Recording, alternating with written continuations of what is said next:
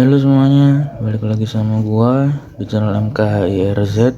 Di video kali ini gua bakalan ngebahas tentang roller cuy. Jadi gua habis pesen roller dari BRT. Sekalian gua mau unboxing sama gua ngasih sedikit tips gimana cara nentuin berat roller yang enak buat motor lo. Jadi nggak usah banyak bacot, langsung aja kita buka.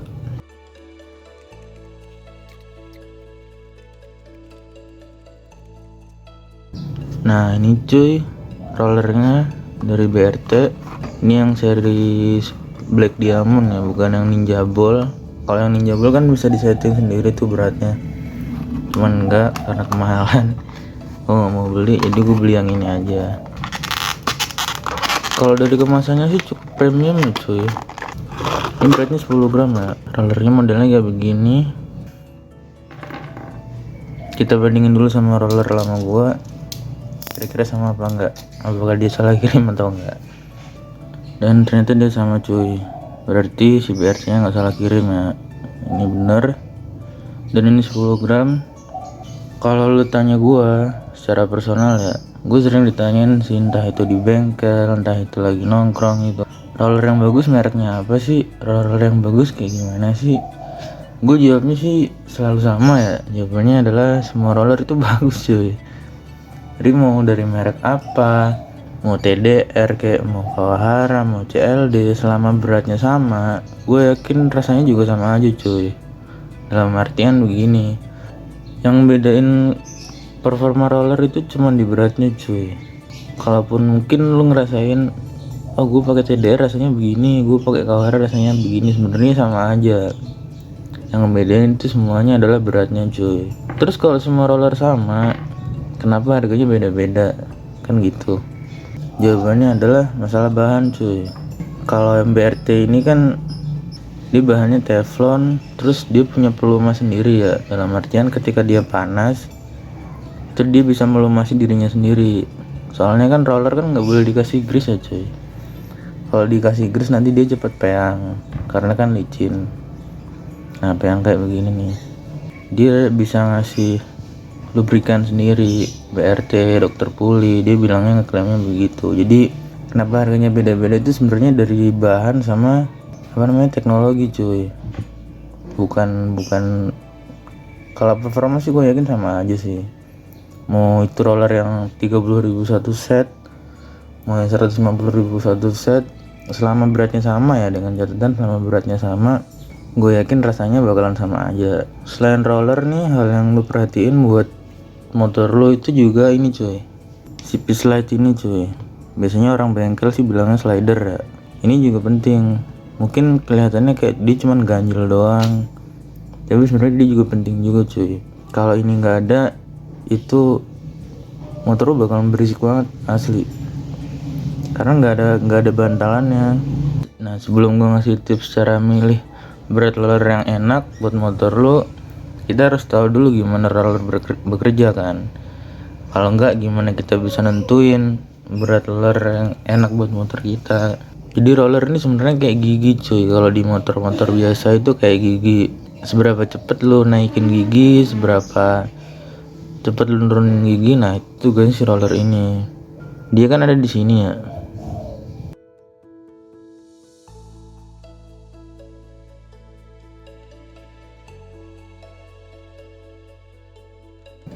Nah dia kan begini nih. Nah ketika ini muter,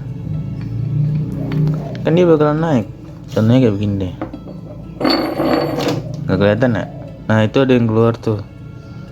Ketika dia muter, dia kan ada sentrifugalnya cuy. Ketika dia muter itu dia bakalan naik ke atas begini. Ini aja deh gampangnya deh.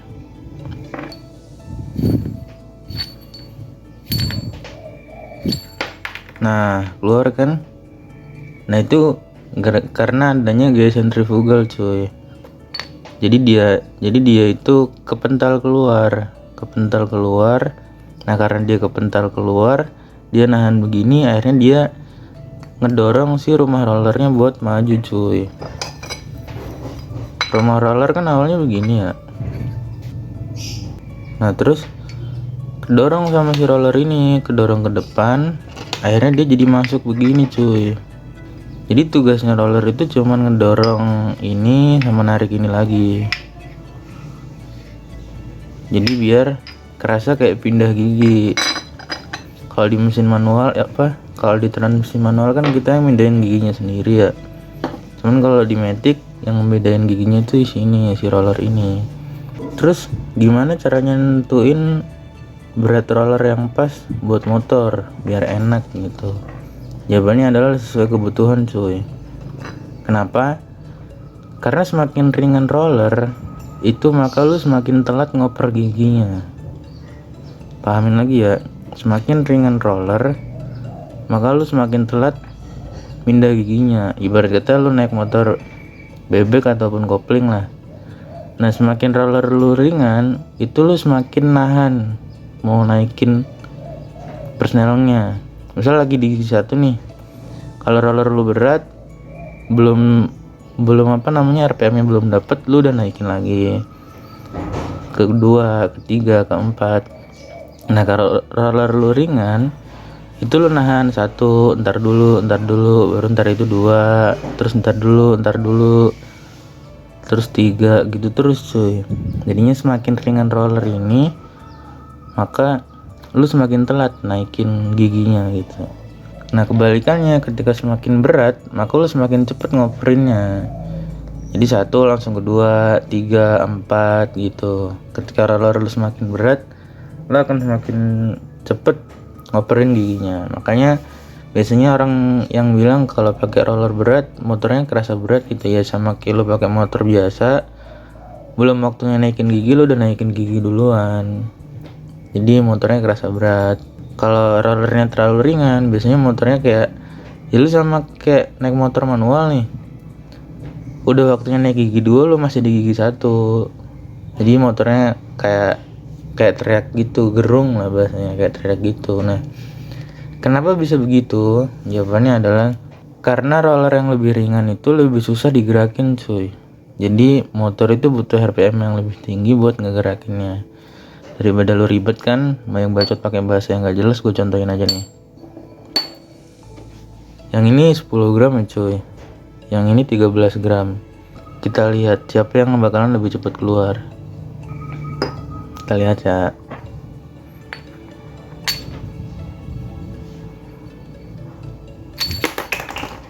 Ya keluar semua kampret. Tuh.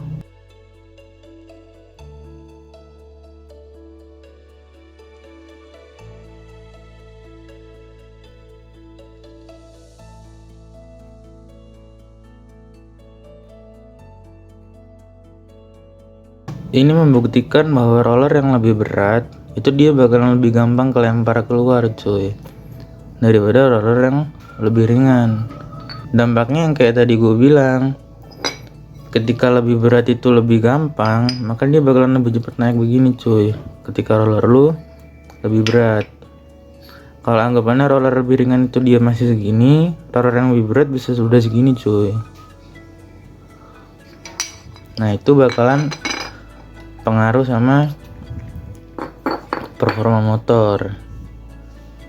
Nah, terus cara nentuinnya gimana? Cara nentuinnya kira-kira begini. Anggap motor standar lo itu beratnya 15 gram. Motor gue kan 15 gram. Itu dia per satu beginian 15 gram cuy. Jadi ketika di total berarti dia ada 15 kali 6. Ketika lo mau nurunin roller, yang perlu lo ingat adalah bahwa yang turun itu bukan satu doang cuy, tapi semuanya. Jadi ketika lo nurunin jadi 14 gram, 13 gram, berarti semuanya turun. Jadi anggap 13 gram lah. Ini hasilnya akan beda jauh cuy. Kalau 15 kali 6 kan 90 ya. Ini kan 90, ini 72. Nah ini kan jauh cuy, ini kan jauh. Jadi saran gue, lu kalau mau nurunin, kalau tugas motor lu nggak berat-berat banget, cukup 2-3 aja lah. Ketika bawaan motor 15, berarti lu turunin ke 13 ataupun 12. Ketika bawaan motor lu 18, berarti lu bisa turunin ke 16 ataupun 15 begitu. Kalau gua kemarin kan gua bikin 13 sama 10 cuy. Jadi 13 3 biji, 10 3 biji. Nah, kenapa begitu? Karena adalah gua nggak dapat berat dari kelipatan 6 cuy. Nah, kalau lu lihat ini kan 6 ya. Semua kan kelipatan 6. Jadi ketika 10 nih, berarti kan 60. Ketika berat roller lu 10 gram, berarti kan dia totalnya 60. Ketika 11, berarti dia kan totalnya 66. Nah, ketika 12, berarti dia kan totalnya 72. Nah, ini berarti salah ini, sorry. Kalau lu nggak dapet dari kelipatan 6 ini, lu bisa dengan cara silang roller cuy. Jadi misal kayak gue kemarin 13 sama 10. 13 kali 3 sama dengan 39. 10 kali 3 sama dengan 30. Maka berat yang gue dapat adalah 69. Nah, ini kan nggak ada nih. Beratnya berapa nih? Sorry. Nah, ini kan nggak ada. Yang gue mau 69, sementara di sini kan nggak ada. Nah, gunanya silang roller itu sebenarnya seperti itu cuy. Jadi nggak ada ceritanya lu silang roller biar atas dapat, bawah dapat, itu nggak ada ceritanya begitu cuy. Silang roller itu cuman ketika berat yang lu mau itu nggak ada di kelipatan 6. Kalau rumah roller lu jumlah rollernya ada 6. Kalau rumah roller lu jumlah rollernya ada 8 kayak X-Max gitu, ya berarti kelipatan 8. Kalau mungkin rumah roller lu pakai rumah roller yang bagus kayak pakai J Costa yang isinya rollernya 12, ya berarti kelipatan 12 cuy. Jadi silang roller itu nggak ada hubungannya sama atas dapat, bawah dapat, nggak ada urusan. Kalau atas yang kerja yang berat, kalau ringan yang kerja yang di bawah, nggak gitu cuy. Jadi silang roller itu ketika lu pengen ngedapetin berat yang nggak ada di kelipatan 6. Jadi misal lu silang roller nih 13 sama 11. 13 kali 3 sama dengan 39. 11 kali 3 sama dengan 33. Lah ini di total kan 72 cuy. Ya lu ngapain silang roller? Mending lu pakai yang ini aja sekalian. Kan gitu. Pakai yang ini aja mendingan 12 kali 6. 72 rata. Soalnya kalau silang roller itu yang ringan bakalan lebih cepat habis cuy. Jadi daripada lu silang roller, mendingan lu pakai yang kelipatan 6 aja kalau emang ada. Cuman kalau nggak ada ya lu bisa silang roller begini. Jadi gunanya silang roller itu bukan sebagai atasnya yang kerja yang berat, bawahnya yang kerja yang ringan, nggak gitu. Oke? Jangan sampai salah lagi masalah konsep dari silang roller dan nentuin berat roller gitu. Jadi kesimpulannya adalah ketika lu mau nurunin berat roller motor lu bisa mulai dari 2 dulu. Lu rasain enak apa enggak. Kalau dirasa masih kurang, turunin satu lagi sampai lu merasa dapet yang pas. Jangan langsung jauh, soalnya takutnya rollernya jadi nggak guna cuy. Ketika lu dapet kondisi 12 ini kayaknya enak, cuman kurang dikit. Nah, sementara lu nyoba 11 keentengan. Nah, lu bisa caranya silang roller kayak gue tadi. 13 sama 10, jadi dapat beratnya 69. 69 kan nggak ada di sini nih. Lalu bisa silang roller begini. Penempatannya ya yang penting selang-seling 33. Misal sini 10, di sini 13. Ini 10, ini 13. Yang penting satu blok 2 ini sama satu blok 2 ini beratnya sama. Udah gitu aja cuy. Jadi rumus buat nentuin berat roller itu sebenarnya simple banget kayak begini doang. Thank you buat yang udah nonton. Sampai ketemu di video selanjutnya.